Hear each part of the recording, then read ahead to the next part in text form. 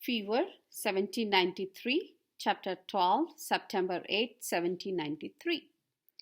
Our inhumane neighbors, instead of sympathizing with us, tauntingly proclaimed the healthfulness of their own cities. Letter of Ebenezer Hazard, Philadelphia, 1793.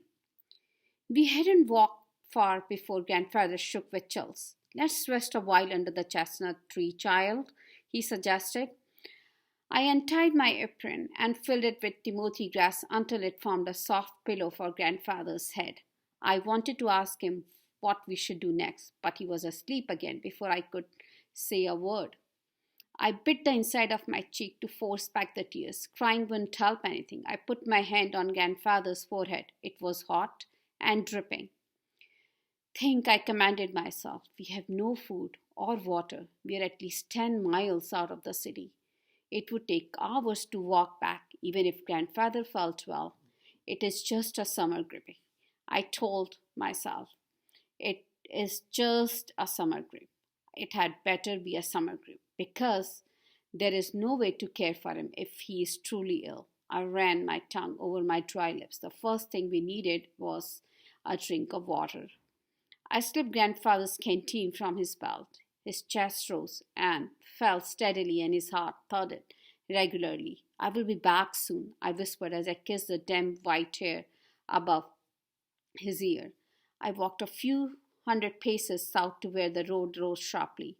On top of the hill, I squinted along the horizon until I found what I was looking for. A line of willow trees. Old soldier's trick, I said as I sat up. Find a willow tree and you will soon find water nearby. The stream was sweet and clear. I drank my fill and washed my face. It was much cooler under the willow than it had been under the chestnut tree. Maybe I could convince Grandfather to move here when he wakes, I thought. But first I had to find supper. A row of raspberry bushes heavy with ripe fruits lined the other side of the bank. I splashed over and started to pick the fruit.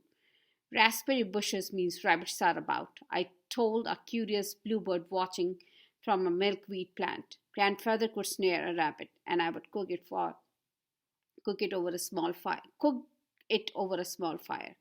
With fresh water and food, we could stay under the willow tree until he regained his strength, then head back to the city. Grandfather would recuperate at home with Mother, and I could care for them both.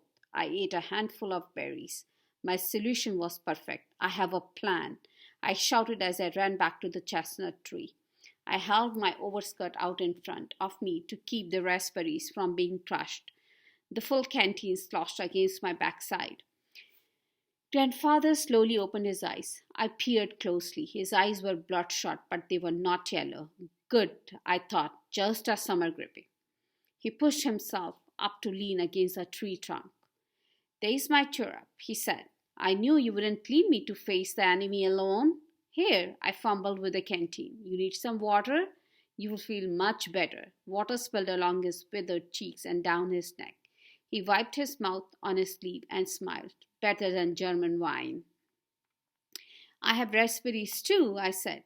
Sit close to me, child, he said. I want to see your face. I made myself comfortable in the dirt and shattered the berries with him. King George stooped down to help himself for dinner. I found a stream of fresh water like a soldier would by following the willows. It's beautiful and cool and peaceful. We will go there after the sun sets. Once you recover your strength, we will go home and you can rest in your own bed. Grandfather slowly raised a raspberry to his mouth. A mockingbird in the meadow whistled, and King George took off in pursuit. Cicadas and crickets sang farewell to sun slipping towards the west. I am a fool, Grandfather said. Pardon me? I am a fool, he repeated. Worse, an old fool. The seal was right all along. I would have paid more attention. General Washington used to say my own fault was stubbornness. If not for that. His voice drifted off, but his eyes did not close. Would he be strong enough to walk as far as the willows? Maybe we should try in the morning. After he had a good sleep, we sat in the cooling quiet as the stars crept out from the mantle of night. I am concerned for your future, he said. We must form our battle plans, both for the skirmish and the rest of the war. I waited for his advice. It did not come. That scared me more than anything. He was waiting for me to decide what to do. We will move camp tomorrow, I finally said. He nodded. Whatever you say, Captain.